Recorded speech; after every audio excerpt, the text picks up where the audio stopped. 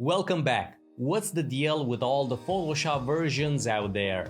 The short answer that you're looking for is this. The best Photoshop version is the latest one. And this requires a paid subscription from Adobe.com.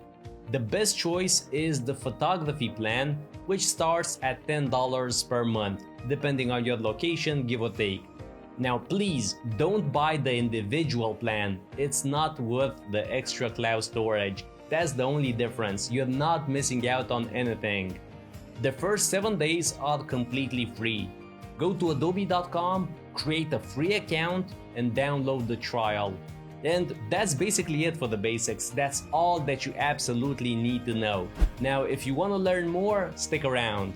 Is Photoshop Elements good enough for this course? No, it's not. Photoshop Elements is a completely different program and it's not good for this course. Now, what about using an iPad for the computer? Again, no, that's a completely different experience. How about Photoshop CS3, CS4 or CS5?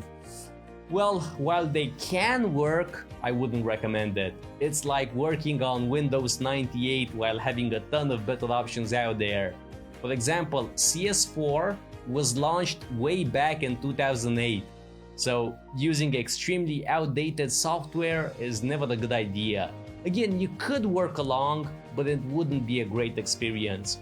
It's like parking a big car in a tight space without sensors or cameras. Sure, you could manage, but it's not ideal, you know? CS6 is the oldest version you should be using for the course, and that was launched way back in 2012, so even that's very outdated. And you're gonna miss out on some nice improvements and features. But again, having said that, if you're very patient, you could use Photoshop CS6. I just don't recommend it. In conclusion, you should expect various things that are not gonna be available if you're on an older version. But let me make this clear. Most of the differences between these versions are mostly visual. They don't stop you from working. There are 2, 3, 4 different behaviors, but I'm gonna create separate lectures for those. So you're not gonna have a whole lot of trouble with it. So overall, you shouldn't be too worried about using a slightly older version of Photoshop, as long as it's not something that's completely outdated from 2008 or something like that. And again, as I said, the ideal situation is you have a Creative Cloud subscription. Let me explain how this works. So back in the day, Adobe launched programs like Photoshop CS4, Photoshop CS5, CS6 and so on, and they had a fixed price. For example, Photoshop CS6, the most popular one, retailed for $6.99. So you paid $700 for a single program. And that was a huge amount of money and not a lot of people could afford that. But in 2013, Adobe completely changed their pricing by launching the Creative Cloud, or in short, CC. This meant that the user would pay a monthly subscription and he would receive all the updates and bug fixes for free. And that's where we're currently at. So basically right now, if an update comes along, I'm gonna get a notice in my Adobe Creative Cloud program. This is how it currently looks, but it changes all the time, so if yours looks different, no worries about it. But I'm gonna click one button here and the new version is gonna get installed. And this applies for everybody that has a legal version of Photoshop, a paid one. So if you have a subscription, you probably have the latest version.